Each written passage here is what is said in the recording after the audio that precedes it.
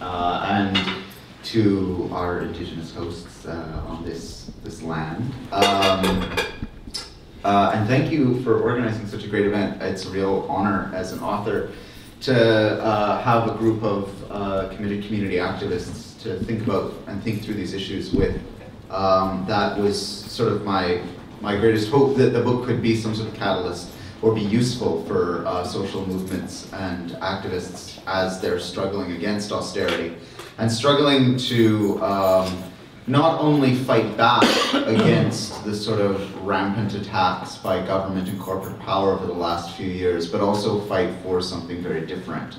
To be able to develop and articulate and build an alternative set of values against the sort of merciless tide of corporate and private values that has really completely conscripted, or almost completely conscripted, the mainstream political imagination. I sort of like to, at these launches, start by reading a little passage from the beginning of the book. And then what I'll do is I'll just give you a sort of sense of what the different sorts of chapters in the book are trying to do. And that'll give you a sense of what the book is about, and hopefully give us some resources to talk about the material struggles that we share as well. And I should say, so I'm, just as a bit of by way of background, right now I am a professor in the Division of Art History and Critical Studies at the Nova Scotia College of Art and Design in Halifax, which is a small fine arts college known for experimental art, political art, conceptual art. I teach like sort of this weird mix of politics, sociology, art history, economics, and everything else you didn't think you'd ever learn in art school. And it's been a really wonderful opportunity because one of the things that artists do very well is think outside the box, is allow the imagination to lead. But one of the other challenges that it's presented, teaching there, has been how to catalyze that imagination beyond simply the expression of the individual. How does the imagination become a collective effort? While I've been teaching there, I've been part of a group called the Radical Imagination Project in Halifax, which I run with my friend and colleague Alex Kasnavich. And this is a social movement research project. So we try and create spaces and times for social movements in Halifax to meet, to get together, and to talk about big ideas, about what visions of the future are, about how we can get to those alternative futures from the present moment. Our sort of operating idea in that research project is that, first of all, as researchers, we should be trying to give more to the activist community than we're taking away from it. And second of all, that the radical imagination, which is sort of this weird idea that we think we know what it means, but often goes sort of unexamined, isn't just something that individuals have, that it's sort of like a little living room in your head that you visit once in a while, but is in fact a process that's shared. And so when we get together in our movements and when we get together to discuss ideas, we're actively creating the radical imagination, and that process is extremely important. And thinking more intensively and more concertedly about how we build radical imagination together is an incredibly important part of our struggles. Before that, I was union president of the Canadian Union of Public Employees 3906, Local 3906 at McMaster University, a variety of other roles in organizing post-secondary education workers. That allowed us to do a lot of very inspiring solidarity work with migrant workers, live-in caregivers, with Indigenous solidarity struggles, with the struggles of the steel workers in Hamilton, Ontario, where we were located. And before that, I was a peace, anti-war, and student activist. So this book comes out of a long, well, not that long, because I'm not that old. I feel old, but I'm not that old. Relatively long history of working in different sorts of struggles and with different sorts of movements. And a sort of incomplete and maybe failed attempt to sort of bring some of the wisdom that I learned from people in those movements into some sort of text. And combine it with some of the wisdom that I was able to experience through my academic studies as well. So, the introduction to this book begins this way. You, dear reader, are on the front lines of a war. It's a war between money and the earth, between capital and people, between the blunt stupidity of greed and the resilient creativity of humanity. Perhaps they've destroyed or will destroy the ecosystem in which you live in the name of profit. Perhaps your body or your soul is wrecked or in the process of breaking down because you must work a meaningless, oppressive job to make enough money to survive. Or perhaps you like your job but feel the ever-present shadow of the axe in this age of budget cuts and rationalization. Perhaps you're devalued by the color of your skin, the country of your origin, or your perceived gender or sexuality, and feel that devaluation in the form of prejudice, exploitation, intimidation, or xenophobia. Usually you feel it economically too. Perhaps you hold some position of power and authority and have been made to do something against your values for the sake of keeping your job, a wound that you carry with you, or that, worse, you try and deny. Perhaps you've seen your friends and family dwell in poverty, fail to achieve their potential, fall prey to the system. Perhaps you're amongst or will be amongst those statistics that indicate the single largest cause of the breakdown of marriages and relationships is financial hardship. Perhaps you can no longer recognize yourself after years of seeking success or years of enduring failure. Perhaps you feel guilty for the way your economic privilege is fed by the exploitation of others, the way your relatively cheap iPod or clothing depend on the incarceration of young people in factories on the other side of the earth. Perhaps your children have been forced to move away, or your parents suffer for lack of care you or they cannot afford to provide. Perhaps you've been made to compromise between your morals and your happiness, comfort, and survival in ways that you can barely live with. And perhaps you're simply poor, indebted, hopeless, and adrift, sensing that you will always be undervalued and exploited. In any case, unless you are extremely fortunate, in which case, congratulations, or extremely avaricious, in which case, stop it, what and who you love will at some point and in some way, what and whom you love and value has been or will be undermined by capitalism at some point and in some way. This is because capitalism is in crisis. That crisis is inherent and it's inexhaustible. It is a crisis not merely of a lack of regulation or of the greed of particular individuals, but of a fundamentally amoral system. It is a global crisis of value and a global crisis of values. According to free market ideologues, capitalism is the ultimate system for assigning value to the world's wealth. By bringing people's wants and needs together and desires together into an open market, capitalism, to the extent that it is unrestrained or unregulated by governments, will accurately and efficiently price things as diverse as the cost of an hour of a shoemaker's time, a loaf of bread, the value of a river, or the price of a song on iTunes. For these utopian dreamers whose thinking has become associated with neoliberalism, they believe that by mobilizing people's inherent acquisitive nature and competitive human nature, capitalism is ultimately value neutral. Markets are simply egalitarian arenas of exchange. The truth, of course, is quite different.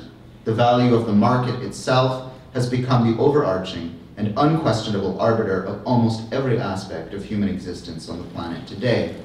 All social, moral, ethical, and personal values must subordinate themselves to money. The result is a system where, in almost every case, the perceived needs of the market trump any other consideration.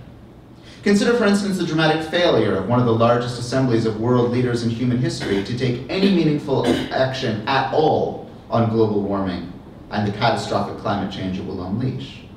In spite of a near unprecedented global consensus of global scientists, and in spite of the evidence of the continuation of present levels of carbon emissions will lead to the destruction of the lives and livelihoods of millions, perhaps billions, of mostly poor and brown people around the world, it was ultimately decided that the perceived needs of the capitalist markets were more important, and that no action that in any way impeded or jeopardized economic growth would be taken.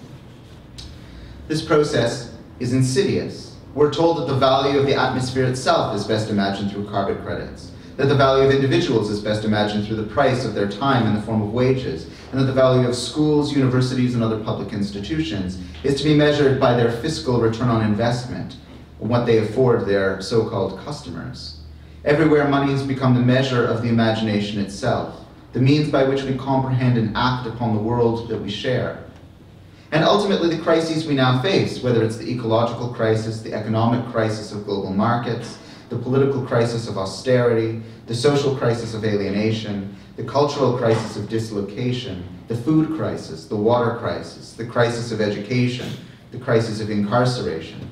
These are all crises of value, where the pathological value of markets is diametrically opposed to the pluralistic values of humanity at large.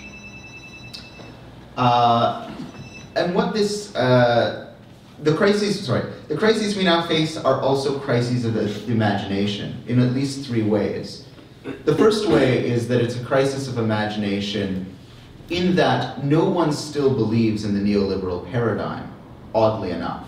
After the 2007 and 2008 crisis, there's been a fundamental crisis in the imagination of power, in the sense that it's widely admitted, even by its former proponents like the International Monetary Fund and the World Bank, even by its former proponents, even in right-wing think tanks, that unfettered free markets are simply not going to answer all of humanity's problems. And yet, in spite of the widespread admittance that a rising tide will not lift all boats, there is the neoliberal paradigm of privatization, of deregulation, of freeing up markets into every sphere of life is stronger than it's ever been. And this leads us to the second crisis of imagination, which is that to the extent that we accept the neoliberal paradigm, that we accept that healthcare, public letter delivery systems, childcare, education, post-secondary education, to the extent that we accept that all of these should be measured and disciplined by money, we encounter a massive crisis of imagination where we fail to imagine what else those could be. And we fail to imagine what else our society at large could be. And this is, I think, the crisis of imagination that is key for us, is that it manifested in a form that has not allowed the left, broadly speaking, to manifest an alternative social vision. We end up fighting increasingly defensive battles. I have very little time or space to actually think about what it is that we want to propose. Of course, there are a lot of answers to that question that many people have. Some of those answers look like a sort of return to Keynesianism, where the government will come in and restore funding to devalued social services, and where we'll return to the sort of economy that we had, or at least that we allegedly had in the 1950s, 60s, into the 1970s, before the cuts began. I'm very skeptical towards that argument. I think that the capitalist system as a whole needs to be abolished. I think we need to think towards the liberation of the human creative spirit from the strictures of money and from the strictures of accumulation. I see the merit, though, in a short-term tactical way, fighting for a restoration of government funding.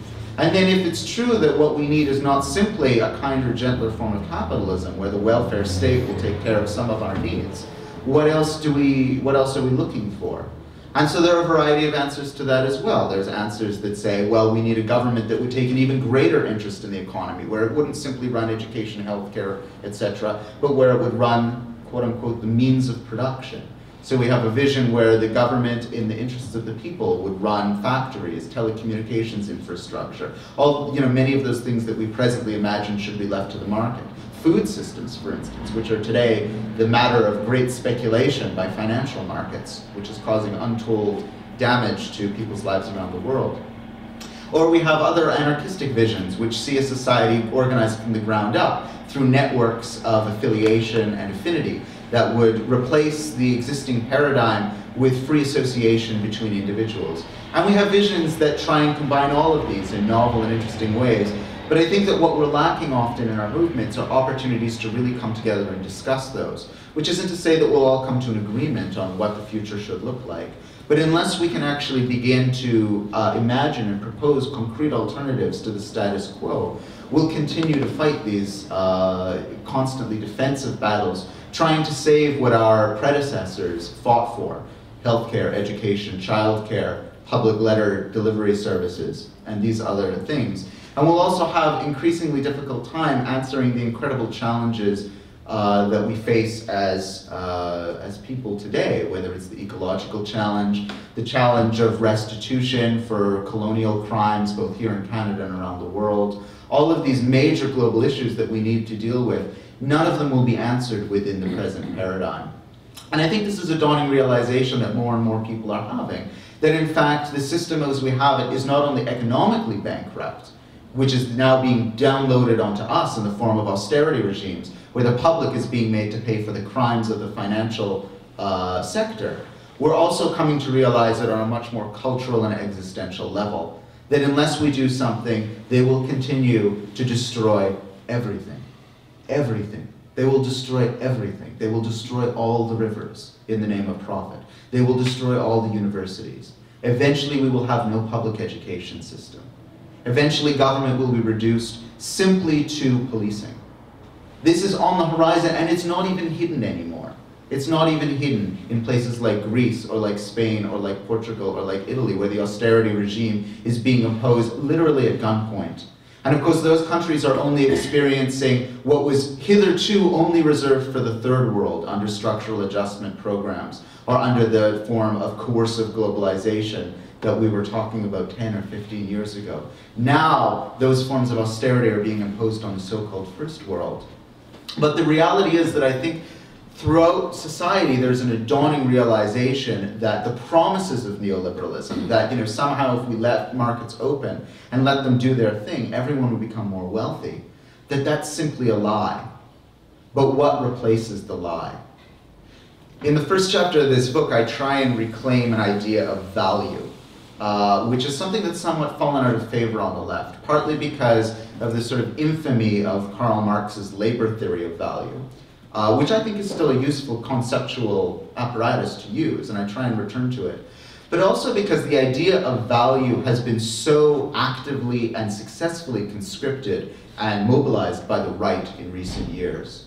What we have is a moment when everyone recognizes that global capitalism is dissolving, almost like an acid, every form of value we might have, whether they're the values of community, the values of fairness and equity, the values of solidarity, the values of family, whatever they are, the value of the university, the value of public services. All of these values are being dissolved in the sort of corrosive substance of the market.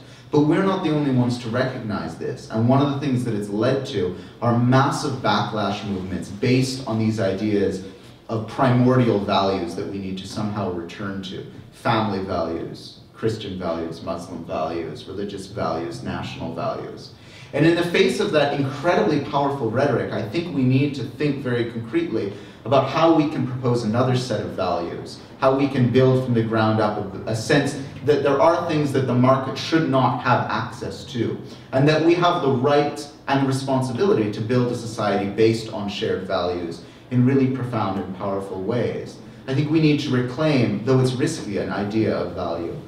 The second chapter in the book tries to take apart these two concepts that have been circulating for a while. One of them is the idea of the public, which we understand in terms of public services, in terms of public schooling, in terms of public space, in terms of public voice. And also this other idea that's been circulating recently of the commons, right? The idea that there are certain things that we share in common and that we have to tend to and nurture and in order to sustain us. So the ecological commons that we share, the fact that we share an earth together, that we share territories together that we need to tend to. The idea of a cultural commons, that we have a shared heritage and a shared creative spirit that we need to cultivate. In that chapter, I try and contrast those two and pull them apart a bit, because it's useful to think about them as two separate but combined things. This leads to a discussion in the third chapter of the way that they're pulled apart and the way that they're enclosed and conscripted by financialization and the incredible power of the financial sector, and here in Canada of major banks, over government policy, over the economy at large, but also over our social lives and our cultural lives. The way that everything now has become an investment, from education to food, even to social services. We now have to defend school lunch programs or breakfast programs as investments in the future. This incredibly insidious creep of a market logic into every aspect of our lives. In the fourth chapter, if I can remember what I wrote in the fourth chapter, I write about the privatization of the university as a case study of this privatization and enclosure of the commons and the marketization of a public institution. In the 5th chapter, I talk about memory and the importance of social movements cultivating spaces where we can remember struggles of the past, and the way that struggles of the past and of past generations continue to inspire us as activists, and the importance of remembering what our predecessors have done. In the 6th and 7th chapter, I take up the idea of creativity and the imagination, which recently have become highly marketized in and of themselves. I mean, the idea of creativity, we now have this sort of mythology of creative cities, of the creative class. We have people like Bill Gates telling us that we've entered a brand new age of creative capitalism. We have the idea that we should all understand ourselves as creative workers and, you know, blithely and enthusiastically embrace precariousness in a world without guarantees. We have the idea that creative destruction is the force by which markets transform society for the better. So these 2 chapters at the end of the book try and reclaim an idea of creativity and an idea of imagination, not as those sort of individual faculties that we might draw on in order to improve our individual lives, but as shared collective responsibilities and something that we do in common, that we do together. So for instance, today what we're doing is cultivating the radical imagination together. We are building, you know, some frames of analysis where we can re-understand the world. But the final point in the book is that the radical imagination isn't just about thinking differently. It's about building alternative structures in our daily lives, in our social movements, and in society at large. The radical imagination can't just be about good ideas or you know, books as great as they are, and you should buy them, from Octopus.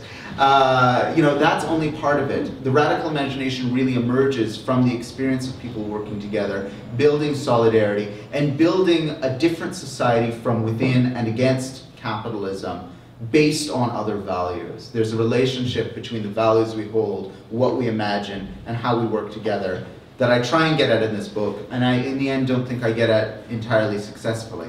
It's a first attempt, maybe. So I'll stop there. Thank you very much.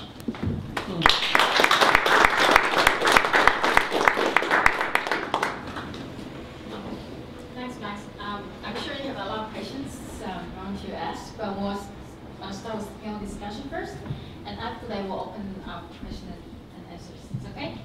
Okay, so I think we'll start with Anna. You want to start? And then we'll go from this way. Okay. Ani Bonjour. Bejashig Anishnabiaki, which is welcome to Indigenous land. And I want to say that again. Bejashig Anishnabiaki.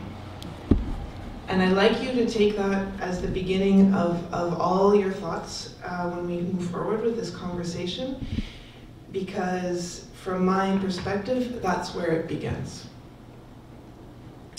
And I'm going to start by telling you a story, which I think of this story a lot when I think of what imagination means, what our relationship to each other means, what our relationship to the land means, and what our potential as a human species could be. Anishinaabe histories tell us that creation began when a sound inspired a thought. In this time, really a time before time, there was nothing but emptiness.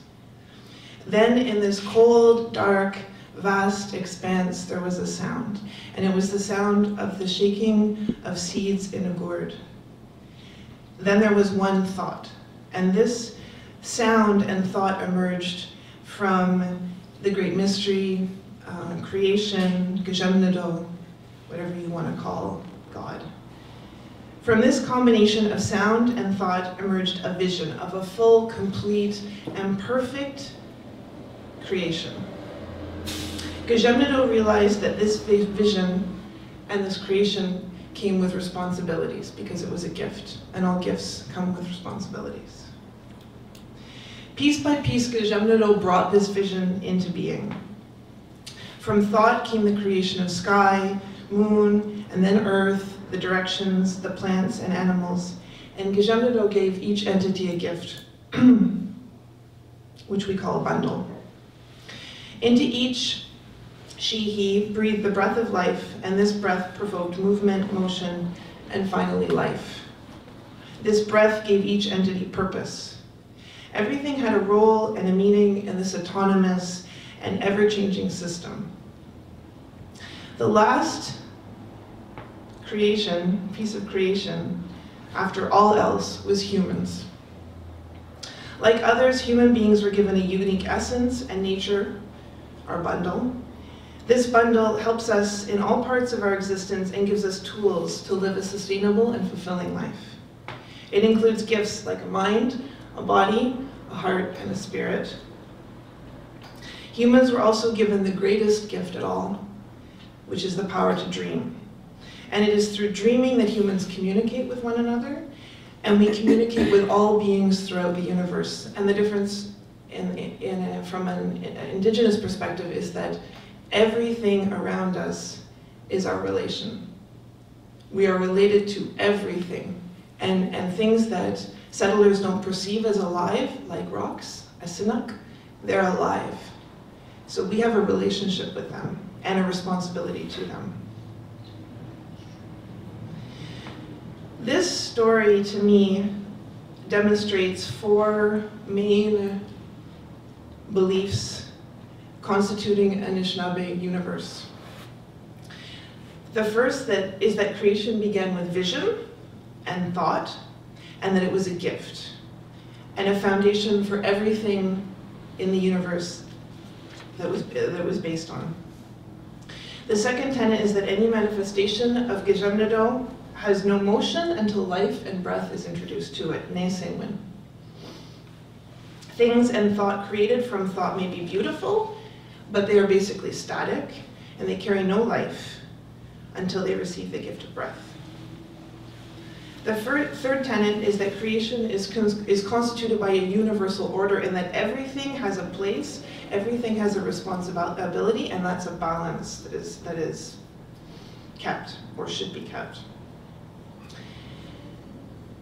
The last tenet is that this creation is based on relationship making. And relationship making practices like gift giving, naming, narrative telling stories to one another, living with each other, is how an Anishinaabe universe operates, quite literally. It's all based on relationships.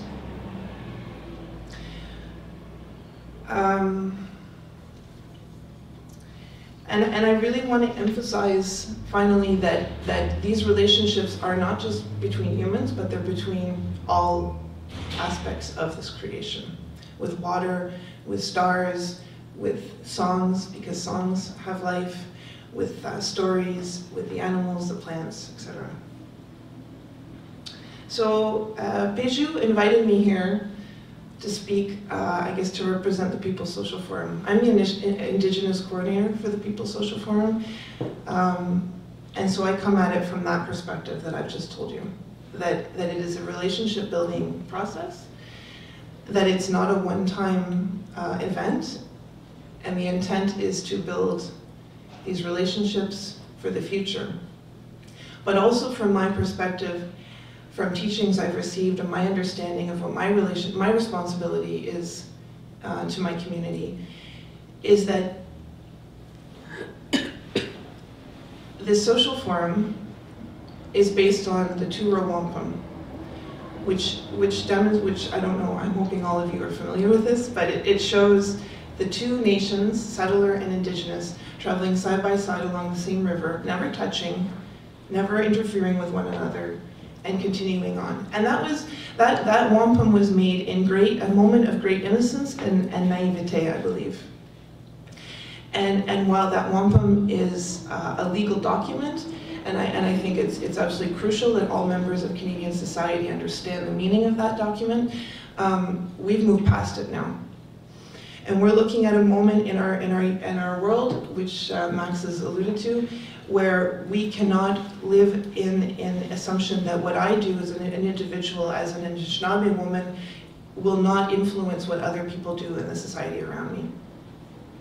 And part of that understanding of wampum and the relationships that we tried to form with the first peace and friendship treaties is that as Anishinaabe people who have been given by creation, by Rideau, a mandate and a gift and a responsibility of how to live on this earth in our territories well, to maintain those territories. We have a sacred responsibility to do so.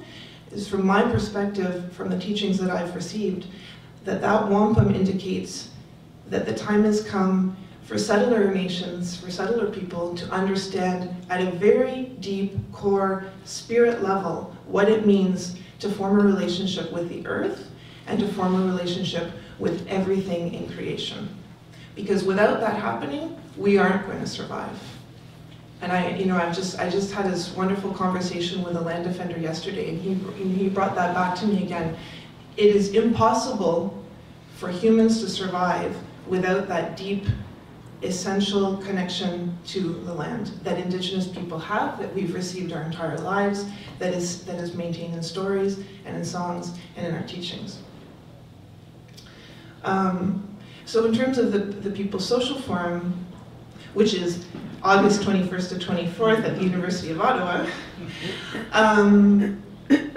it's led and directed and based on Indigenous protocol throughout, in that attempt to build those relationships with one another. From unions, and we've got some unions here I know who have been very, very active in making sure that the social forum happens. We have Indigenous peoples, grassroots peoples, individuals, NGOs, a whole plethora of every segment of society coming to Ottawa U in August to sit down and have conversations with one another, to build those relationships. From the perspective that we are all isolated in our little silos that we work in. And I'm guilty of it too. I get really stuck in, and this is, for me, really strange to be in a room where I don't see a lot of Native faces or any. So, we get stuck in Indigenous work, environmental work, labor work, all these little isolated silos, and we don't talk to one another. And that is not community, and that is not relationship building. We can't work separately like that. So the idea with the social forum is that you bring all those people in together to talk about issues from an issues-based perspective.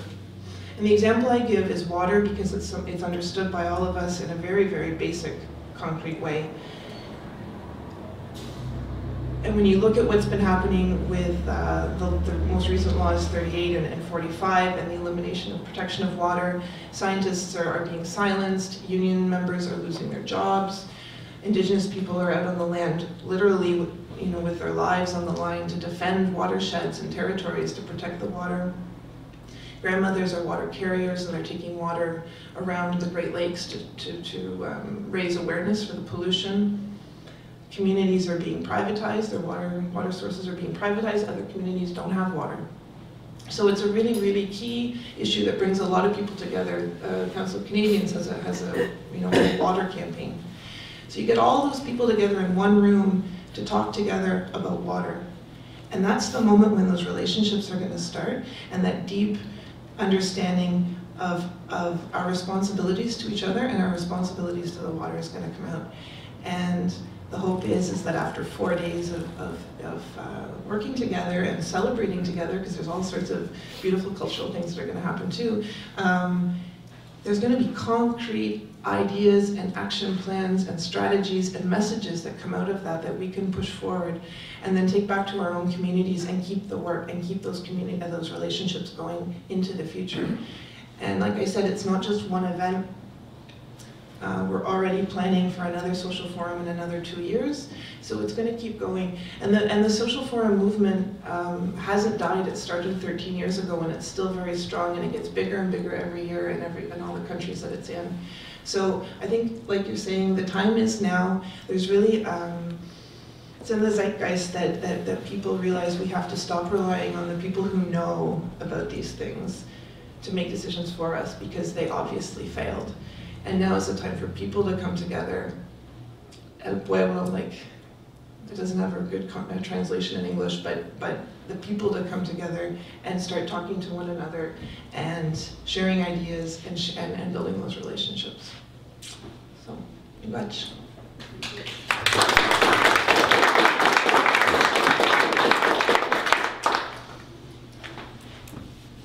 I'm Shellie Bird. I'm actually a childcare worker by trade and a trade union activist and community activist by necessity. That's how I like to introduce myself. And I am a member of Solidarity Against Austerity, which I'll refer to now as SAA. SAA grew out of a number of earlier attempts here in Ottawa to bring progressive individuals, groups, and organizations together to build a common front or a unified resistance against austerity, against the attacks we were all feeling in one form or another in our common community. Like any community, there are many overlaps among the left, but through Occupy Ottawa and the Ottawa Workers' Assembly, this overlap became a bit more connected.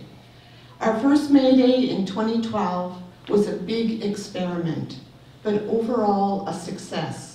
We took the whole day and offered teach-ins, community meal, a rousing snake march with points of convergence, street theater, and evening cultural events. We all had great grins upon our faces. We all felt a real sense of power and solidarity. And though our best intention back in 2012 was to build upon the momentum that had been created, the reality is that we all retreated to our individual battles against the cuts to funding, the attacks on our labor rights and collective agreements, on our human rights, on women, the poor, Indigenous, our public programs and services, and on our environment. A year went by very quickly. The phones and emails started late in February 2013, as we knew there was an appetite to reclaim May Day and to build a common, local, united front made up of many interests against austerity and for a better world. Here in Ottawa, this was without question. We were again able to call upon the overlap of networks to organize our second May Day in 2013, with lead-up teach-ins, panel discussions, a puppet and banner making day, another rousing demonstration and march, and we felt powerful and united in our cause for a better world, for a more just world. And again, though we wanted to build and strengthen this common resistance, we got consumed in our individual struggles, and another year went by. But in 2014, we came together earlier and have been more effective in engaging communities and building outward. We've also had broader participation this year in putting together the demands we will be taking into May Day, and a real commitment to build demands that we can continue to work together around coming out of May Day. We have been more proactive in engaging individuals and groups in the planning and in working together beyond the day. We have done many things to be proud of. We have struck working groups. We have struck the Workers' Action Working Group, where people expressed an interest to do more solidarity support flying squads in support of the attacks that are taking place against federal sector workers, largely here in the city of Ottawa. We also felt that for folks that just wanted to get together to organize May Day, we had a May Day working group, and we have a coordinating committee. It has not been a smooth ride for SAA. It has been a process of dynamic tension that involves a whole lot of trial and error and some discomforts and frustrations. Those organizing were not all of a single mind about the outcome of this process or about how to move forward at any given time. But this divergence and the missteps that came have come to make us realize that at some point we need a conversation about how we work and how we build a viable structure to support our work.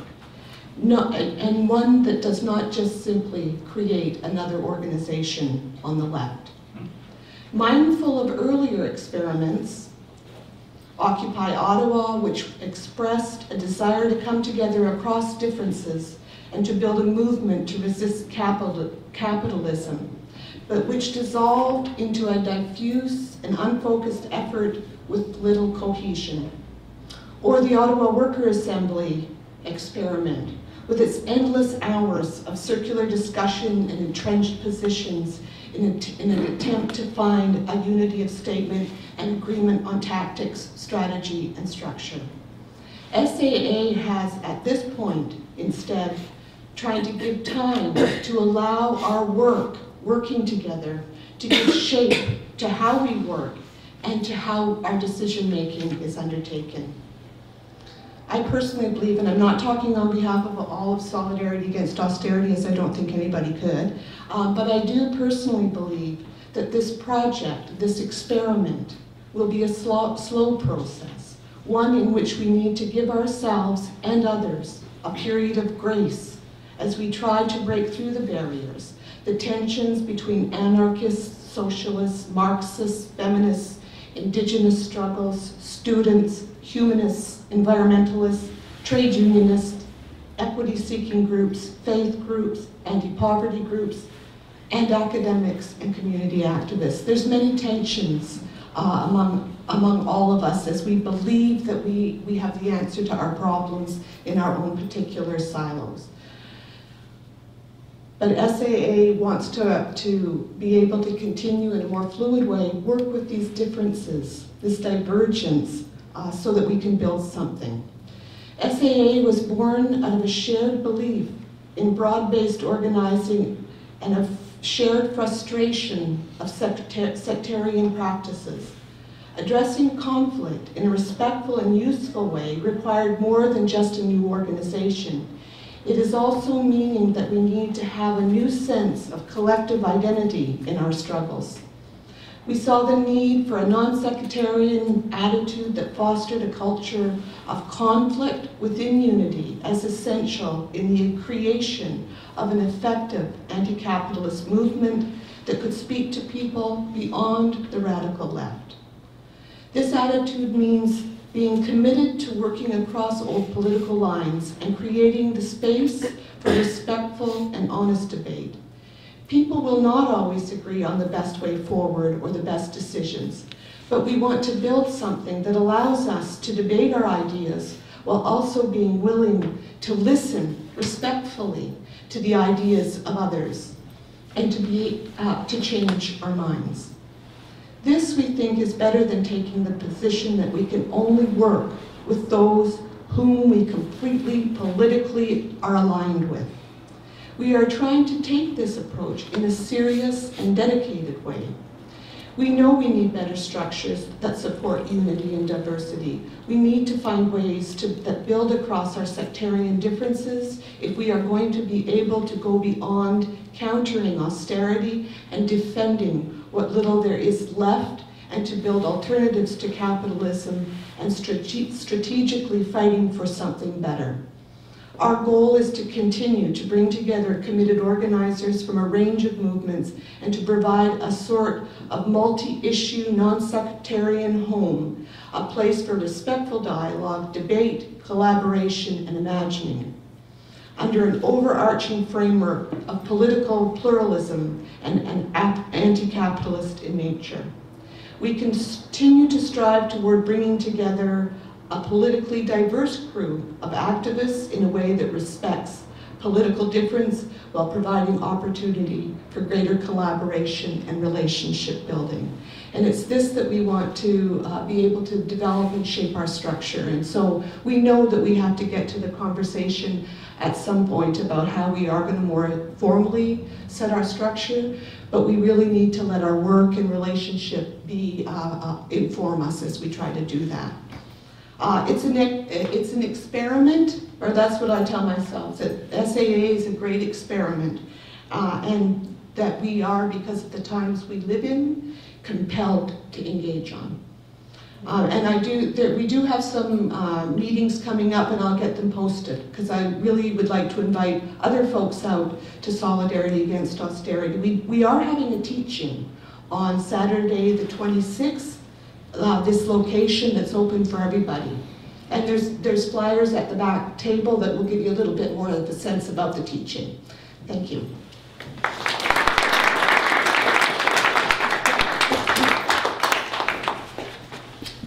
All right, hello everyone, and thank you so much for having me, and I'm really excited to be here today to speak a little bit about the work of the Poverty and Hunger Working Group. So my job, I'm the anti-poverty community engagement worker for the Coalition of Community Health and Resource Centers. So that's like, whoa, what does that mean? And so basically, I think just to put the working context a little bit, I'll give you a little bit of history of the Anti-Poverty Project. So this job really came from the community. It came from something called the People's Hearings, and it was basically members of the Coalition of Community Health and Resource Centers, of which there are 13 across the city. And these health and resource centers really provide services to the community, a variety of services. And they marched to City Hall and they demanded they demanded accountability for people living in poverty in our city. And as a result of that came this job, this position, the anti-poverty community engagement worker position. I came into this role about 2.5 years ago now. And it was at sort of a formative point for this position. Before that, the job was sort of really broad and focused on a number of areas as it relates to poverty. And as we know, poverty occurs across such a spectrum, and there are so many things that contribute to people living in poverty.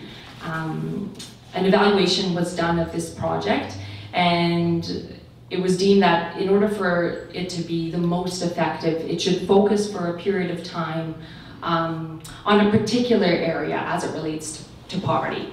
So when I came into this role, I was tasked with consulting with organizations and community members to see if we could find some common ground to move this work forward.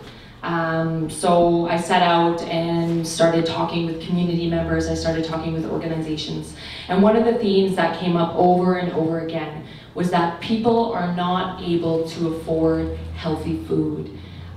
Food bank usage is going up, grocery stores are closing, and access to food is becoming a huge barrier for people.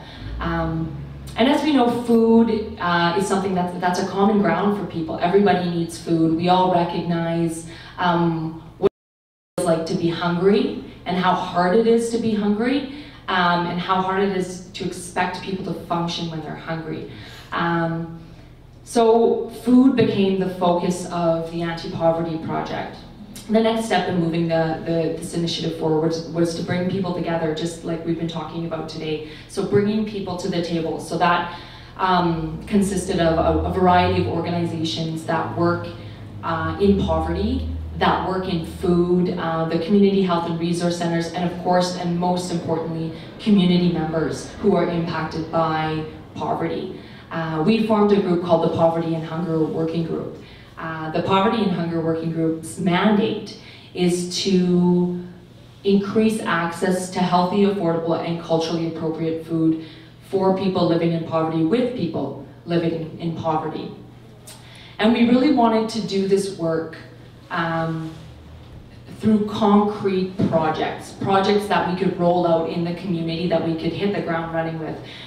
In Ottawa, there's a number of networks that already exist around food and talking about food and looking at food. We want to put food on the table. That was our goal, and that's what people coming to the table had said would make it worth their time if we could have concrete projects moving forward. And so that was fantastic. That was music to my ears. And we started by doing some brainstorming around what were potential projects. The first project that we organized around and moved forward with is a project called the Good Food Markets Project. So Good Food Markets are pop-up markets that occur in communities that have identified access to a food as a barrier for whatever reason, because grocery stores are far, or the grocery store that's in their community is not affordable. So Good Food Markets are organized by the community. They are an alternative food system in that they're not for profit, so we don't make money off the sale of food. We just cover the cost of bringing the food into the community. We started off in 4 communities. as a pilot project 2 summers ago. So we started off in 4 communities, and each community organized 2 markets. It was a small pilot. Probably one of the best things that as a group we did with this pilot was we did a pretty comprehensive evaluation, asking the community members if they felt as though this initiative had helped them increase their access to fresh foods, if this initiative had help them to recognize sort of barriers to accessing food in their community, if they felt as though it was valuable, if they'd like to see it occur. And we received really an overwhelming response from the community that this was a positive initiative, that they wanted to see more markets, because as we recognize, bringing a couple markets into the community isn't really addressing the issue of lack of access to food. So it was a pilot. And the response was positive, and we also had some really cool unintended outcomes that came of it, like breaking down barriers of social isolation. Once the community started to come together to organize, they recognized how powerful that was, and tenants associations formed in a number of those communities. So there were really sort of neat projects that came out of the Good Food Markets, aside from people being able to get the fresh foods. So that was fantastic.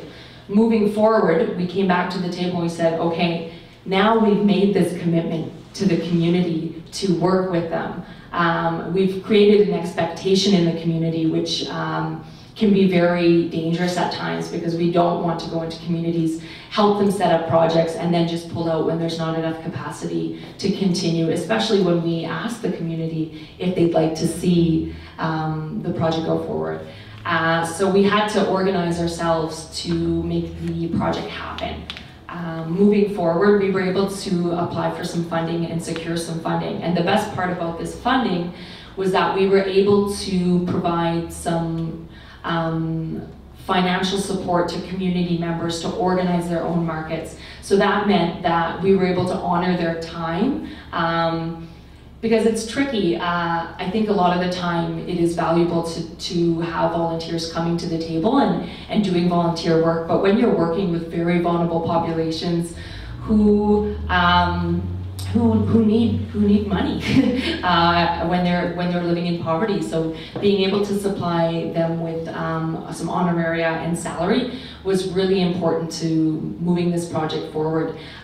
So last summer, with that financial support that we received from the Community Foundation, we were able to go from 4 neighborhoods to 6 neighborhoods.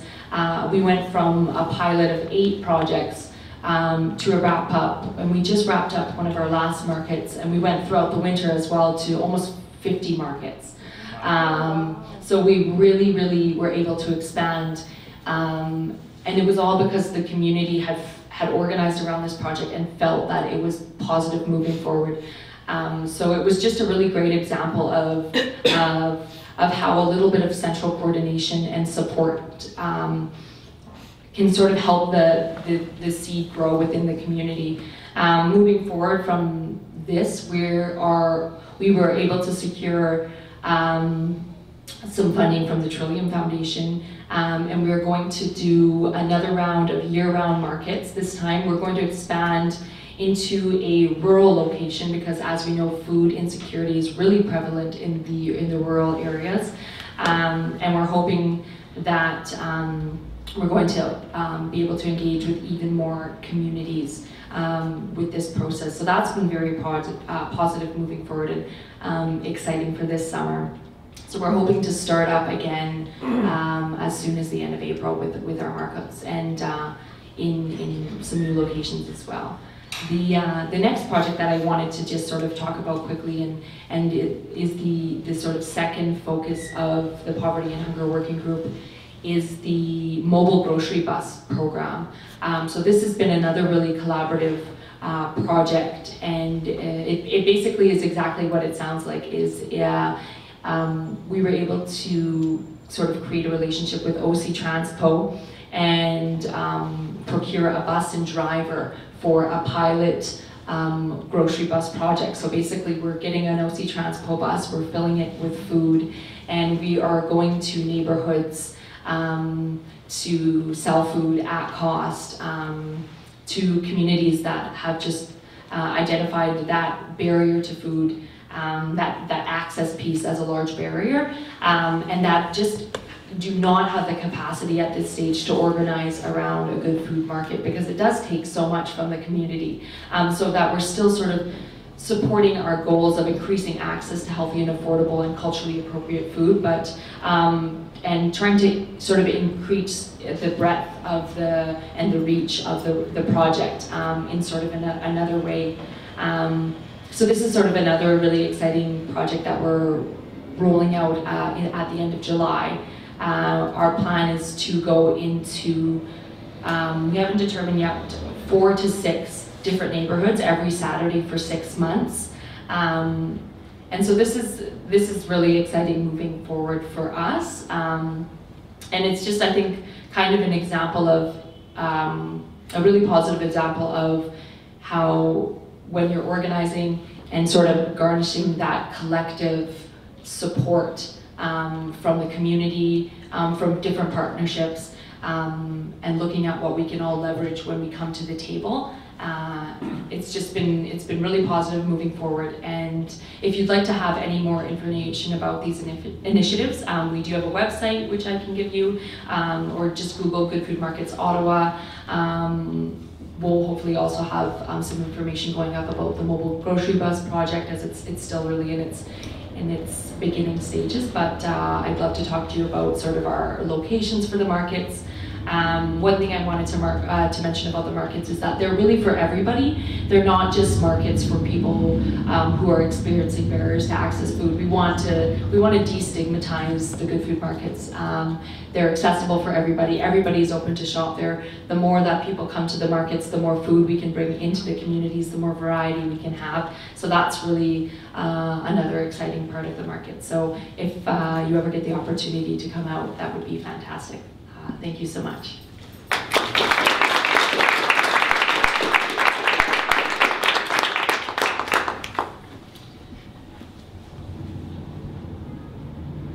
Hello, my name is Diane Mitchell. I'm with the Canadian Union of Postal Workers, and today I'll be talking to you about postal issues and the fact that this government is yet on the fast track of privatization of the Canadian Postal Service. The CEO, Deepak Chopra, keeps announcing how Canada Post must change if it wants to survive, when in fact Canada Post has been surviving in its parcel delivery, as well as continuing to create decent jobs for a future generation, as well as possibility of postal banking to bring change to Canada Post. In the past, the corporation operated postal saving banks for a century, till 1968, when management disbanded the system. Canada Post currently has 6,519 offices nationwide, a bigger network. Royal Bank, 4,214 automated banking machines, the largest financial institution in Canada. Research concluded there has been no report of a single postal bank that failed showing a profit to date. I will read a quote I think is appropriate for today. Canada Post home delivery survived 2 great wars, more than a dozen recessions, and a Great Depression, as well as the austerity of the Mulroney years. But just 8 years with Stephen Harper's administration now finally has brought the proud public institution to its knees. One day after Parliament rose for winter session, Canada Post announced, for the first time in history, it will no longer deliver mail to homes in Canada in the near future. Now, was this not well planned for the Conservatives? Here was just a few reasons CPC used to hike prices and cut service. Mail volumes are low, the internet has rendered mail useless, CPC loses money, and I don't want to pay for it. These arguments are all false. Mail volumes you will find at CPC site annual reports. In 2006, CPC processed 11.6 billion pieces of mail. In 2012, the Crown Corporation processed 9.6 billion pieces. 2 billion pieces is an astonishing drop, you say? It's approximately 11.1% over a 6-year period. This is not fast or dramatic. It's a drip. Is the internet making CPC redundant? The answer is no. The internet has been alive and well since the 80s. In March 2001, CPC delivered 9.8 billion pieces of mail, about the same number in 2012.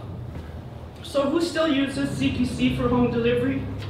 Older people who are not savvy as younger generations, tech savvy that is. Small and large businesses who rely on online sales. When you buy online, it still must be delivered by CPC. CPC is still the most competitive with its shipping rates. So here are some facts. In 2002, CPC made 71 million. All the way to 2009, it made to 357 million. 2011, CPC lost. They locked us out. They locked us workers out. They lost 226 million. And then back to profits in 2012, 131. Canada Post has not cost taxpayers money, 9 out of 10 years, but passed on $1 billion in profits to taxpayers over time, while providing door-to-door service to our mailboxes.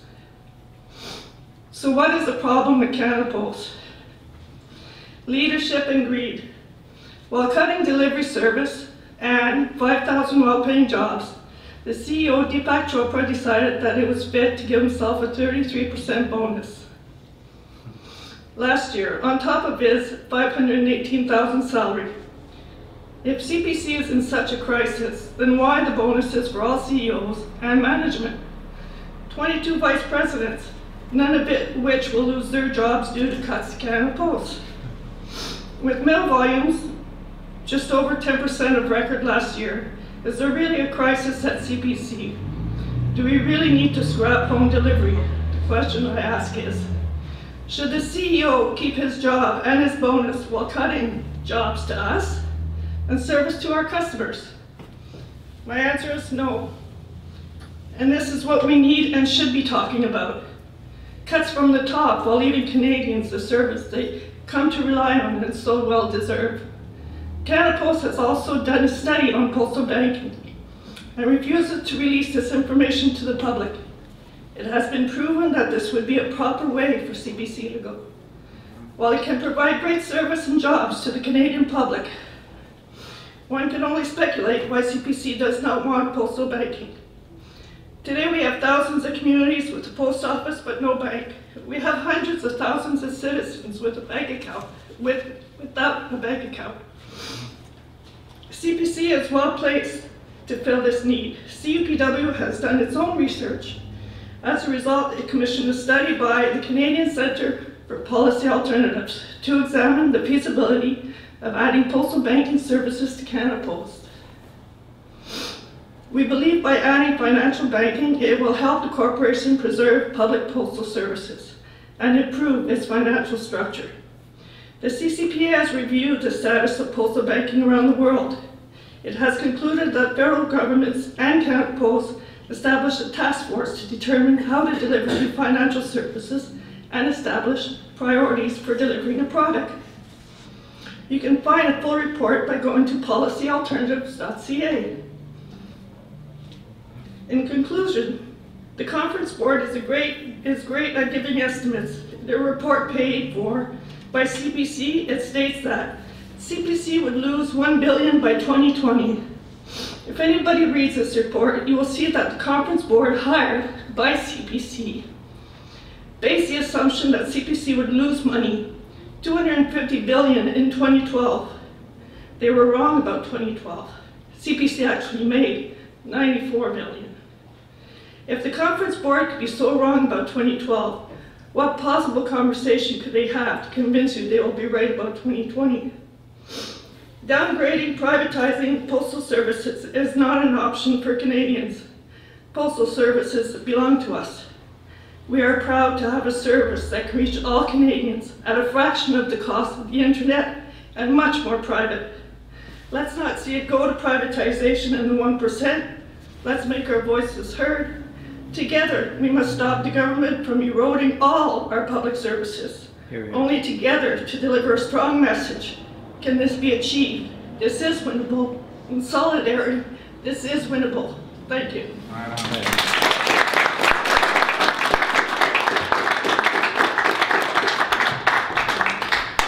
Thank you for all the panelists. Max, would you like to make some comments before we open up for questions and answers? No?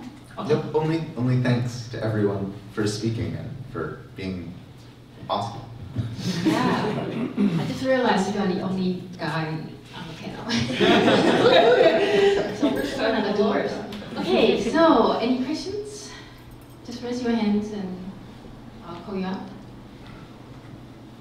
Dave? Yeah, it was really interesting, all the presentations. One of the questions I wondered, and a lot of us have been sort of doing this activism stuff over the years. Before we had a clear message, slash capitalism, bring in some form of socialism or whatever, you know, the old discourse. Now we realize there's been a lot of contradictions and the world's changed a lot. But what I'm finding now is that people will be very active on different things, saying, this, we're getting screwed, people are being hurt, there's increased poverty, blah, blah, blah, you know, all this stuff. But when I say that means are you proposing get rid of capitalism? And I did it with Raj Patel once. He was talking, and I talked to him afterwards. And he looked at me and he says, wait for my next book, which hasn't come out yet. But the point is that he was sort of saying it but not saying it, but he admitted that there's a problem. How can you do food stuff, like what Raj Patel's done, and think you can do it under capitalism? I think that's the question. But the question is, what do we do in its place? And I think that's why I'll buy your book, because it sounds like you're trying to deal with that in the latter part. And I agree with you, rebuilding the commons and all that kind of stuff. But it's a big question, because we don't want to go back to the old discourse of 20 years ago in the way it was presented, you know, the big social project of the revolution, all that kind of stuff.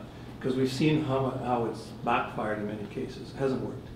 But maybe you could elaborate, in some of you folks, the others who, they're encouraging movements like I Don't Know More, which you're probably involved with. No, you're not. Okay, doesn't matter. But you get the idea of the social. Sorry there, I was giving you a perch. But anyways, I Don't Know More, which is an example, the social forums and other projects, more local ones like what Kaitrin's doing on food. But how does that all fit in? And that's what I'm trying to figure out, like a lot of people, I think. So maybe you guys have ideas on that. Who wants to start? I mean, I think it's an open question. I think the things that excite me are very much the community level activism that is meeting needs outside of the capitalist framework and building alternative commons. I think that there does need to be some framework for bringing those initiatives together. It's not just enough for, you know, everyone to sort of struggle in isolation. But I think that, I mean, there's this, it's funny, it feels like the debate goes back and forth between, on the one hand, a sort of an idea that we should be building these grassroots commons, on the other that we need some sort of organization. It feels like a bit of a false dichotomy, and I think maybe what you guys are doing is trying to answer, as you walk, the false dichotomy, which is to say, yes, it's very important that we build these spaces of alternative values and these spaces of alternative anti-capitalist cooperation, whether they're housing cooperatives, workers cooperatives, food programming, alternative food programming, what have you, indigenous reclamation of land and resources, and then find out a way to network these in such a way that they're resilient and they can support each other as they come under attack, because they are coming under attack. You know, almost every sort of common or public institution is. Whoa. That was it. It was the attack. So I don't know if I have any like particularly great solution, except to say that I think we need to. The problem that's happened again and again is that there are these major upsurges of energy and interest, and then they fall off again. As you were mentioning, there's this sort of cyclical pattern, and building movement structures that can sustain us and keep those networks together is really, really important right now, I think. But I don't think that that necessarily means going back to some idea of a big program that's going to unify everyone and that everyone sort of needs to sign on underneath. I don't think that that's actually feasible. There are people who are trying to organize those, trying to organize new parties that are going to try and unify everything under one particular ideological umbrella. And to people who are trying that, I think, good luck. But I think that really that's not what's going to capture the imagination and mobilize people now.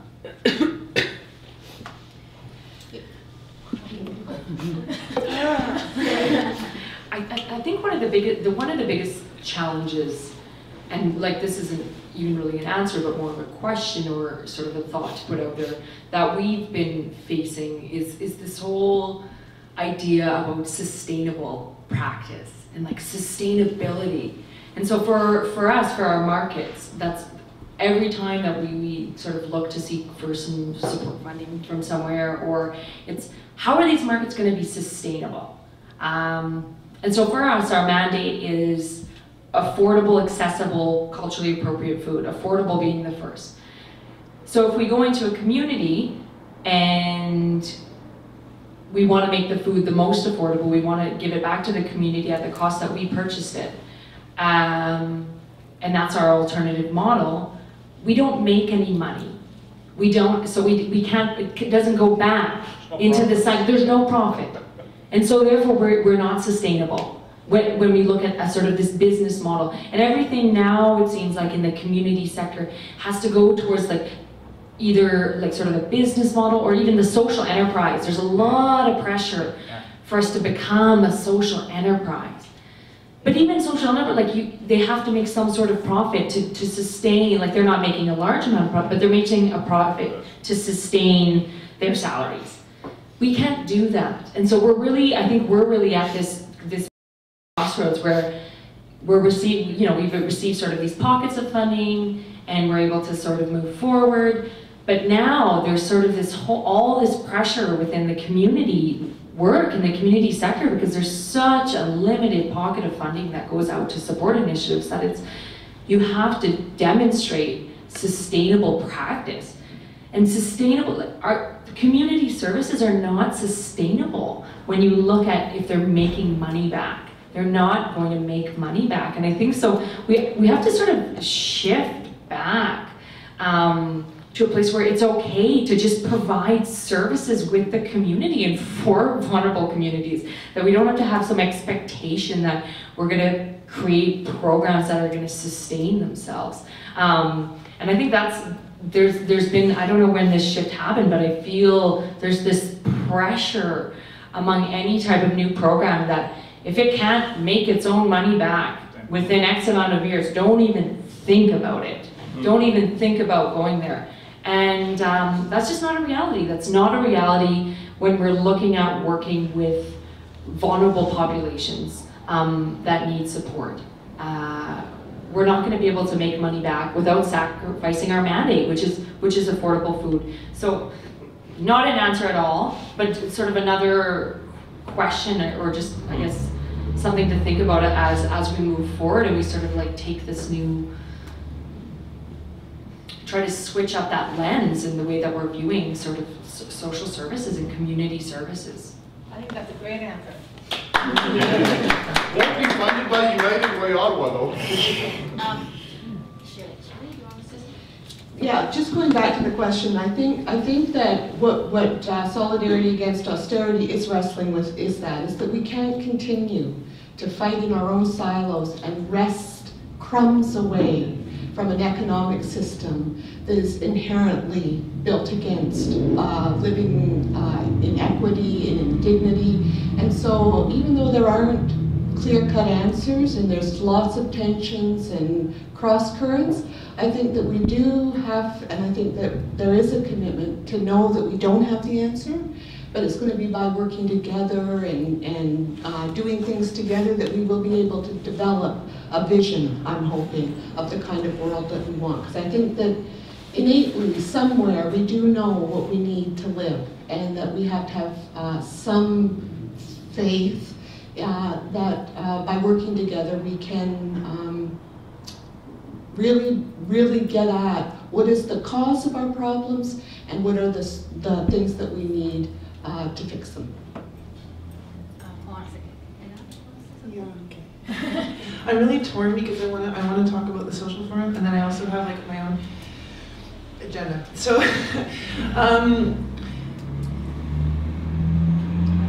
I have a background in economics actually, and it used to frustrate me so much that the only options that were ever presented in conventional Western education were capitalism and communism, because they both have the result, or they both operate on the premise that accumulation is desirable. And I really appreciated hearing that from you about questioning that basic premise of our society. And again, so now my agenda is going to come out here. Indigenous teachings have no space for accumulation of private property. It's just not done. There's no space for that. The teachings talk about sharing and not owning possessions, limiting yourself, recognizing that the world around you, we have a relationship with it, as I've said, so you can't just take and accumulate. I really, again, like listening to all this, I'm snickering really cynically over here, because for 500 years Indigenous people have been going through what Western settler society is now just starting to realize. We know all of this stuff already, and we've been screaming and fighting against it for 500 years. So I'm just going to say the same thing I said before. I really, for this reason and the fact just for justice and inherent rights, you got to start listening to Indigenous people. You got to start making sure that all of your organizations have Indigenous people in them. You really have to step it up, because one thing that I've learned from Paige Junot's other work I do in the community, Niigaan in Conversation, is getting settlers to come to the table and sit at the table with Indigenous people and talk. Because that's a really big problem. We are at the table all the time, whether it be with the government, whether it be with the municipalities, whether it be with organizations, and yet we don't get that on the other side. So I really want to emphasize that strongly in all your work that you do. Make sure you call the Friendship Center, you call the band office, you call me, and you just say, hey, this is what I'm doing. Do you know somebody who could come and speak to this and be part of what we're doing? Because that knowledge is 500 years old, and in my opinion, it would be foolish to dismiss it. So.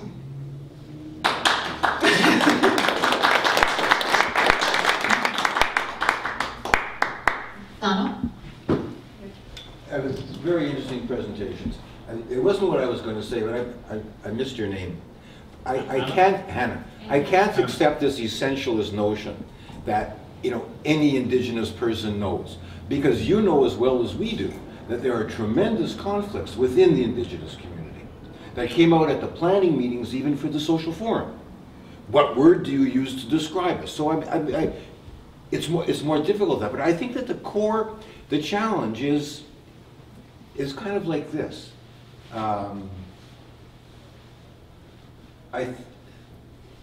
It seems to me that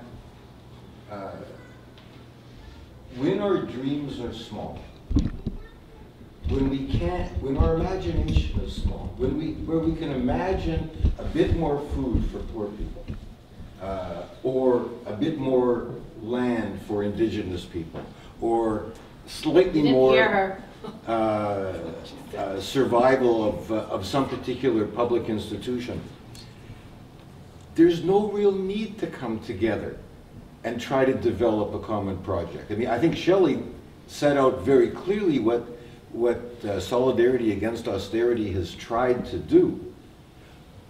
But to get people to commit to the discussions about what our vision might be, it's virtually impossible, because they're preoccupied with their own immediate struggles. So it becomes very difficult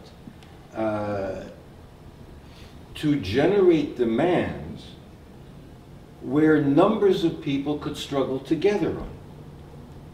Right? Even something as simple as a demand for substantial increases in taxation, which would allow a lot of things to be funded, right? Which would take some of the profit-making pressure off individual enterprises, because the public sector would actually have money to support them. Right? no one, well, no, I shouldn't say no one, the difficulty we face is to get people to, not just to come together to talk, but to actually take on a common project. And to bring people together on a common project, the projects have to be bigger. And they have to involve a broader conception of the kind of society we want to live in. And it seems to me that this is the crisis of imagination. Whether you call it socialism or communism, whatever it is, we don't have the confidence that we can generate an alternative way of governing society. And we're stuck. Yeah, I just want to respond. The double standard that Indigenous people are constantly held up to, that we can't disagree amongst ourselves and yet settlers can, it has to end. Yes. Because we are all different people, we are all different nations, and we all have different ideas, just in the same way that settlers do. So that doesn't mean that we don't share knowledge, we don't share common teachings, and we don't have a shared common history that we understand and base a lot of our current values and relationships on. Secondly, I think in terms of what I didn't get a question out of you, so, but I think you're right. It is really hard to come to conclusions and to get people to agree with each other. I can't even get my son to agree with me most of the time, and that's two of us, right? So, but that's what I'm talking about in terms of relationship building. It's hard work. And again, 500 years of that, it is hard work. But what's really interesting about understanding things from a treaty perspective is that treaties aren't stagnant. They're not meant to be signed at one date and then left and ignored. A treaty relationship evolves over time, and it allows for new experiences, new changes to our world that we live in, and it allows us to grow as people. And that still requires sitting down, getting together at a table, like at the social forum, like here, like at the Nicole conversation things I do, and having that really hard work of talking to one another and having that conversation. So from my perspective, the social forum is an excellent opportunity for that. And it's not gonna, as I said, it's not gonna come out of 4 days of conversation, but it is gonna come out of those relationships that start being built and that are maintained, and that over time. How many years is Solidarity Against Austerity running? Yeah, like 2 and 3 that you guys do. Ottawa, Not 300. No, but it doesn't matter, right? It's the same common refrain, is that it's really hard to work with people. It's really hard, so you just have to suck it up and sit down at the table and listen to one another and suck it up. Max, do you want to say something? I would just, that was fantastic. I totally agree with that. And I also think that it's like, one of the problems that we face is that a lot of people who are working in movements do actually have a very robust and radical vision of what it would actually take to solve the crisis or problem that they're working on. The unfortunate thing is that to the extent that we're isolated, we're forced to frame those only in terms of reformist solutions. So maybe it was just the way you put it, but I don't think that anyone in the Indigenous struggles, even the reformist side of them, think it's just about getting a little more land. It's about a completely different worldview that is based on a completely different set of very radical values from the perspective of sort of the mainstream political imaginary in North America, the non-Indigenous political imaginary. And similarly, like people who are fighting in anti-racist or in queer movements or in anti-poverty initiatives, almost all of the organizers have a very sophisticated analysis of the systemic roots of the problem. But the problem is, to the extent that we're all isolated and fighting against our particular boss, and I use the term boss here in the broadest possible sense of the term, it's very difficult to make those links. So yeah, it is about doing that really long, difficult work of building that solidarity. And it's also a matter, and this is something I've been thinking about recently, it's also a matter of being ready. Because change happens really quickly and it happens when you don't expect it. This is a lesson from social movements in the past. It's not that the social movements that we view historically as massive successes were particularly well organized, or they had the exact right agenda, or they had the right political line. It's that they built solidarity so that when a crisis happened and a breach in the imagination occurred, they could jump into it. And I think that's the real value of doing this work of building the connections, building the solidarity, and putting up with each other and our differences in really difficult ways, is that at a certain point, things change very rapidly in ways that, regardless of how clever we are, we can never quite anticipate. And you know, that's, I think, for instance, Occupy Wall Street, just as an example. No one in the New York left, no one thought that would happen, right? Nobody, it came out of nowhere. And no one, I would hazard, in any of the places where Occupy encampments sprouted up, could have anticipated that there would be like all these people who'd show up and camp out in the place. You know, that was something that really, and Idle No More, I mean, there's been indigenous struggles for generation after generation, the painful work of reclaiming radical traditions and reclaiming knowledge from years of genocidal attempts. But very few people could have anticipated that at that time, that movement would capture the imagination like it did. So there's something about the way that we're thinking about it that I think the problem is if we still imagine that movements work by you build and you build and you build, you have the correct political line, you have the correct political association and the right structure, then you get the revolutionary moment. I don't think that's quite how it works. It's, you know, yeah. Thank you, Max. Who's first? There was also a hand over here too. Okay. Go ahead. Hold on a second. I'll stay here. Who wants to speak first? Okay, Kevin. So, just quickly, I'd like to follow up with Anna. It's Anna? Yes. Just follow up on the discussion from really a very different angle, because I very much appreciate what you've shared. And just to step back a second, because I especially appreciate your comments about the People's Social Forum and the attempt to work in a different way with multiple movements. But I think what you're saying with Indigenous people and Indigenous organizations participating on a more equal footing and in a more respectful way, that's what I'm hearing. I'd like to hear more about that. And just to share, Shellie and myself and a few others in the room were part of an early attempt at a social forum here in Ottawa. It was at the time the World Social Forum was exploding, and in fact the first discussions of a Quebec, Canada, Indigenous social forum got going in Montreal, really. It kind of came out of Montreal. And so we were a bit inspired by that, so we thought, well, we'll do that in Ottawa on a low-key, local basis, and we wanted to do Ottawa Outaouais, and we wanted to connect with, you know, brothers and sisters from the Indigenous community, but we didn't have those relationships, exactly as you said.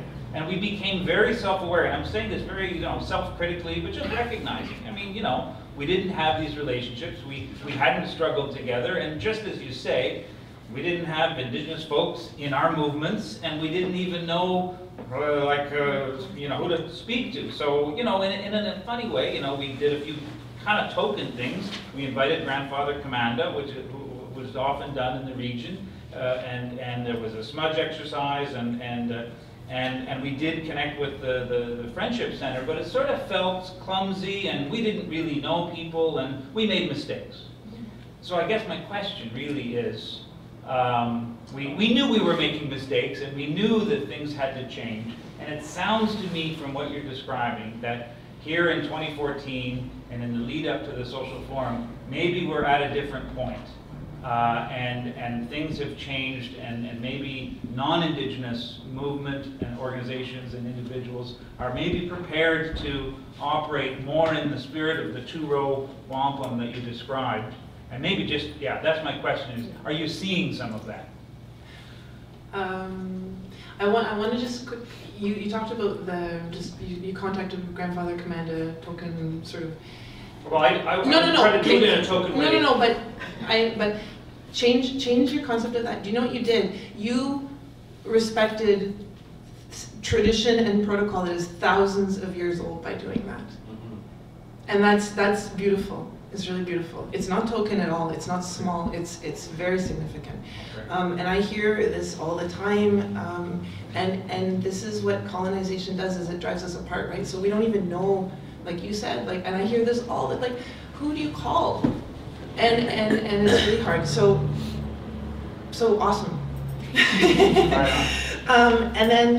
And you also said something about how it was, you stumbled, I can't remember the word you used, but it was, but solidarity against austerity, it was clumsy, I think is what you said. It's clumsy for all of us. And again, it is clumsy for me. And again, that's part of that colonization. It's clumsy for all of us. We're trying to remember protocols and traditions, and we're trying to remember the good way to do things. It's clumsy for all of us. So it's okay. Like, it's clumsy for me to speak my language. It's clumsy for me to remember to bring Sema to a meeting. It's clumsy, you know, so it's okay. I think you're right. Something has changed in again, the zeitgeist. I think it comes out of a history of a few major events, the TRC being one of them, and a greater knowledge about what happened at the residential schools is one major event that's changed things. I think having Chief Spence be willing to put herself on the line like she was, that touched people in a way that just hadn't happened before. So I agree. There's a different feeling in the air. There's a receptiveness. There's a lot of racist, nasty words that I won't say in public. People on, posting on the CBC comment section. It's still out there, right? And it's a long process. So it's okay. It was a long process to get us here. It's going to be a long process to get us somewhere else. But I think you're right in terms of the social forum. I'm going to be totally honest on this. I actually get more requests and demands and questions and consultation from the non-natives that are involved with the social forum, asking to make sure that it's okay what decisions are being made, make sure everything's all right with the Native Caucus, than I get from the Native Caucus coming to me and asking for things of the social forum. I don't know if that made any sense what I just said. But what I'm trying to say is that there's definitely a really honest, sincere desire coming out of the social forum to work in develop a new type of relationship with Indigenous people. So. Sounds good. Okay, what's next? What's your name? It's Sylvia. So I'm sort of just getting started with solidarity against austerity.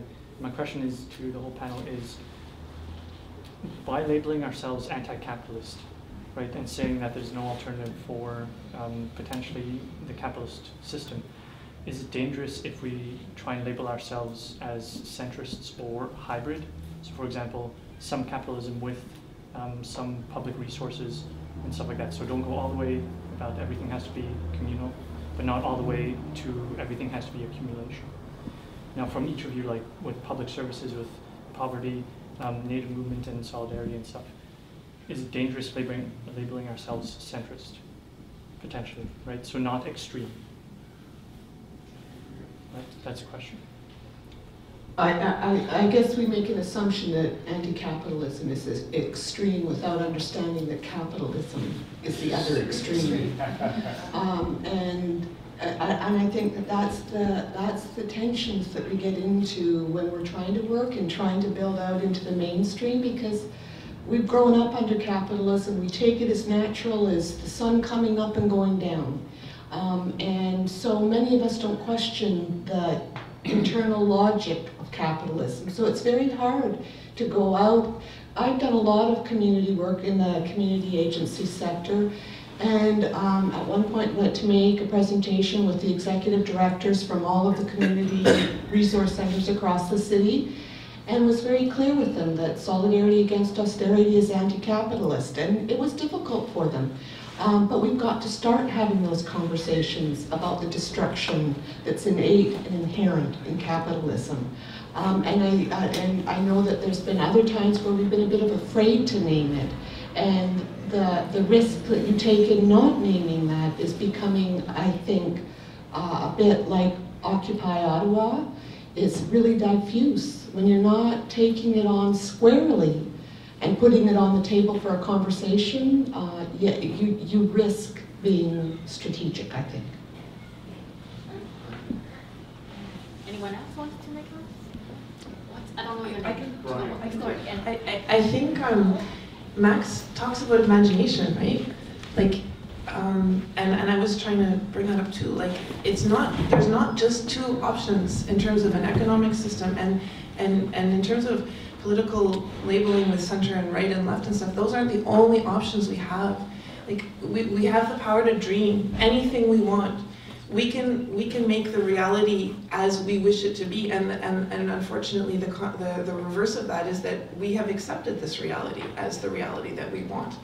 So I haven't read your book, Max, yet, and I will, but it's that imagination. Like go out there and think of the craziest scenario you ever could think of for the way the world could be, and then work towards that, because it's possible, right? So let's not limit ourselves by these dichotomies, these false sort of structures that we've accepted as our only options. I hope that I'm not misspeaking from your book.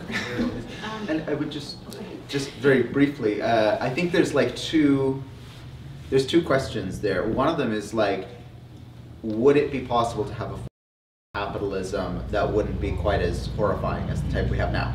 And then the other question is, what's the utility or political expedience of calling ourselves anti-capitalist? Mm-hmm. I am an anti-capitalist in the sense that I don't think that there's no place for markets or no place for individuals trying new things that we tend to associate with capitalism. I think you can have, and I think the markets you guys are setting up are not capitalist markets. They're not there to accumulate profit. They're there to provide people's needs. And more importantly, they're there to catalyze community, which markets could do and have done throughout generations. I mean, on this land, indigenous people have been practicing various types of markets for hundreds of years, but they're not coercive. What's the name of our city? This one? Yeah. In Odawa. Yeah. Odawa in Anishinaabe means to trade. Huh? So that's the root, right? Yeah. What you're talking about. Anyway, sorry. Yeah, no, that's great. So I think that there's a sense that when we say anti-capitalist, we're not against the idea that people would trade for stuff, or that people could go out and use their skills to produce something useful for other people. But it is to say this system where you have the rule of private property over every aspect of life is what we have to target. And the other thing is, I think it goes back to the question of building relationships, because I think there's a utility to saying anti-capitalist because it kind of shocks people, and that's usually why I say it. It kind of makes people think you can be that. That's a thing you can do. That's allowed. That's allowed. And yeah, it is allowed, and it's about stimulating the imagination. But then at the same time, you're never going to win an anti-capitalist revolution by simply calling yourself something. It's being all of those other things to other people. The person you struggled with in this movement, this person is related in this way to me. You know, it's about creating those relationships so that when I say I'm an anti-capitalist and this is what I believe, that has some traction with other people. Because if it's just about sloganeering, then yeah, I don't think it gets us anywhere. In fact, it often gets us farther away. Okay, there's two people. Can I go into something? Okay. And I think like a big part of the work that we do in the communities and with projects like this is it's the actual project is a big part about it, but then it's everything that comes along with it. So looking at why can people not afford to buy food? What are the structures and systems that are in place? Like very, very low impoverished social assistance rate, very, very, very low ODSP, improper mental health services. So it's having this project that then leads to the bigger questions, and then we can start to deconstruct that into why can people not afford food? Because they're poor. Why are people poor? And then and sort of looking at from that lens. So I wouldn't say that we necessarily would, or myself, I would necessarily take on a capitalist, anti-capitalist sort of structure, but just sort of looking at the lens of from poverty and then the ground up, and then why are people poor, and what are the systems that keep people in poverty, and then what needs to change from that lens. Okay, any more comments? No? Okay, you first and then... Yeah, on this point, has anyone heard of Richard Wolff? Dr. Richard Wolff. Okay, you've read him, Max? Okay. I like what he's doing. He's PhD, Yale, Harvard, but he professed Marxist. But has done, and he's been observing this for 50 years, the two systems that we think we can have only one or the other, and he's focusing on the importance of worker co-op as an alternative. And it makes so much sense that we have identified the move from aristocracy to being able to vote as democracy, and we're happy with that. But we're being told that's all we can imagine. But we've left these economic aristocracy in charge of everything, including our media and our workplace, and now they're controlling the government. To be told that we have reached democracy, we've reached the end of history, when we've only gotten that far. And he's pointing us to a way to imagine another future, which is not impossible to imagine, because all North Americans and the world knows about cooperatives, and they know they can do that. And he's getting TV, press, interviews all across America. And like I say, I think he's right on. Any comment? Anybody want to say something? No. Co-ops are cool. I guess, just very briefly, yeah, I think it's a great, and Galar Parowitz, too, is an interesting American scholar who's doing a lot of research on co-ops. One of the problems that co-ops have run into recently is that because they're still swimming in the capitalist ocean, they've been eaten. So even Mondragon, the largest cooperative in the world, I mean, there's the Mondragon Cafe in Winnipeg, which is a great co-op, which also succumbs. It's yeah. So again, to economic pressures of living within a capitalist society, and we can go into the details. But then even the thing it was named after, which is the Mondragon cooperative movement in northern Spain in the Basque region, they've had a lot of economic difficulties because they're competing to produce, for instance, appliances, home appliances, or produce steel with global capitalist marketplaces, which can, they're dedicated to social justice in a certain limited sense, although they also employed workers in Brazil who weren't members of the co-op, so that was kind of weird. But the bigger problem was that it was very difficult for them to compete with the lower prices that could be achieved by capitalist firms who have no compulsion about exploitation. So the thing about the cooperative movement is incredibly promising. It's an incredibly important way of reimagining our relationships of production and our relationships to each other. But unless we can build a movement that's large enough to replace the capitalist economy, the cooperative economy, they're always going to be on the defensive too. So, and I don't know how to get there from here exactly. But I think what the importance is that those workers' cooperatives and those housing cooperatives start making common cause with other struggles so that they can actually defend themselves and knit themselves into communities in ways. Okay. The labor movement. Yeah, the labor movement, yeah. So, I go in so many different directions on this at one time, it's hard to figure out how to have a clear thought. First, thank you so much. Because especially right now, so much of our time is being spent, at least locally, with activists organizing for May Day or starting to get going on organizing and working with the Expansion Committee for the People's Social Forum, or organizing the Kitchissippi Town Hall meeting, that we don't step back and talk about what we're doing sometimes. And so this is an opportunity to take a breath, step back, and talk about what we're doing. And all 5 of you said very interesting things about what can be done at different levels. So I first thank you, because that's amazing. We don't do that often enough. And thanks to Octopus for doing this. And Octopus is doing this all the time. Whether it's a gathering like this, whether it's a book launch down at the church, but they're creating more opportunities for these kinds of discussions than ever before. And I mean, octopus has been around for years and years, but its vitality is becoming stronger and stronger all the time. So thank you, thank you, thank you. A couple of comments. One is, we get caught up in labels sometimes, and the thing about labels is that they're really helpful because they help us to speak about things without really speaking about them. But then as soon as you make the next sentence, which was, and a number of you did, what do I mean by that? Then we find out that those labels really aren't as scary as we think they are. They actually bear fruit. And what we don't do is spend the time to actually get beyond the labels in order to develop the common understanding that really lies behind those labels. So yeah, I get the shock value of some of them sometimes, but the real challenge, especially when you're community building, is to not get fixed on the labels, is to get past the labels and have the discussions that are necessary, because that's where the real stuff starts to happen.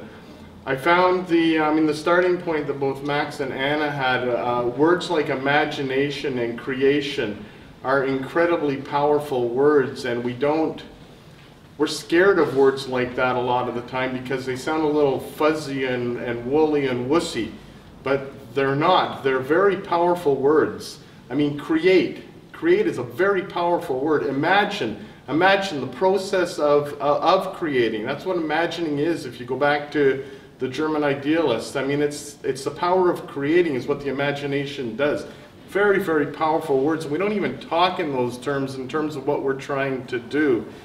I guess I don't even have a question. I want to go back to the two-row wampum, because the comment you made about making it naivety and innocence, while I think it's true, it was also made honestly and respectfully. And the honesty and respect has not been reciprocated. And we lie here today because we have hundreds of years of failing to honor. And that takes a lot of time, and that means getting past labels and actually having discussions that aren't about who's going to take away the 6 to-dos out of the meeting tonight because we're organizing for something.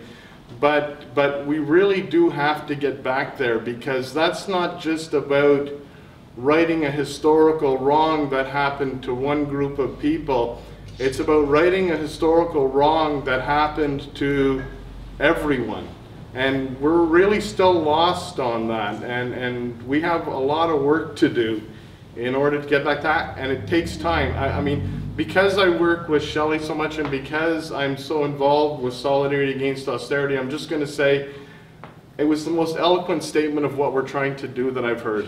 Well, that's because I had time to think about it. It was like I just loved it. Kevin and I were just looking at each other going, yeah. So anyway, I don't have a question on all of that, except that thank you all. It was amazing. Mm-hmm. Okay. I really want to say Kaitrin for what you just said there, because that's something that I really feel very strongly in that 500 years of colonization has not robbed Indigenous people nearly as much as it's robbed settler society, because settlers have no concept of what the knowledge we hold is and what the possibilities we know to be true are. And you're right, those original treaties were made in honesty and good intentions, and based on our teachings of mutual respect. And then they were dishonored, and that was a huge loss that could have made this whole world a different place if Europeans were willing to listen a little bit more, and I see it as a loss too, so miigwech. I'm really glad you brought up the two-row wampum, which we were taught about when we were trying in our fumbling ways to do some solidarity around the Six Nations land reclamation a few years ago near Hamilton. And it became a major thing that totally transformed our consciousness as activists. And the only thing that I would add to it is, like, if we are to resume that treaty, then I think as settlers we need to look at what our ship looks like. Let's recall that the treaty, which was originally signed with the Dutch, but later renewed with the English, at those times the settler ship was a fascist ship, right? If you think about the maritime economy of the 16th, 17th, 18th century, these were places where a small number of upper-class officers had complete power of life and death over all of their sailors. There were slaves, enslaved people on those ships. There were people who'd been press-ganged, who'd been seized. They'd been extorted from their lands in Europe and forced to become sailors. They'd been seized off the streets of London and other cities and basically put on a ship. They weren't expected to survive. The survival rate for sailors and for settlers in those early days was like 20%. So ever since our ancestors signed that treaty, we've been living in an incredibly unjust system that has not allowed settlers to even come to the table in an honest way, because we've always been extorted by the elites. And if we look at what does the settler ship look like now? It's like a cruise ship, right? Where on the top you get some people who are very rich and get to sort of suntan. And underneath this huge pool of labor that keeps this ship, which is like dumping sewage and crap overboard all the time, that's keeping it going. So I think that when we return to that idea of the treaty, we also need to, as settlers, take responsibility for overthrowing our settler masters and creating a different society that we can actually re-enter those treaties into on an earnest and long-term basis. Awesome. Any more questions? Okay, Chris. I'm just going to make a compliment. I go to a lot of events, and I really have appreciation for high production value on the left. I think there's often a really low production value on the left, and I think it's too bad. But I just wanted to really appreciate the high production value of this event today, and the fact that each of you put a lot of time into preparing like really thought out comments to offer to all of us, and also to all of you who offered questions and comments. I really appreciate that people were really present and tried to bring their best selves. So thank you.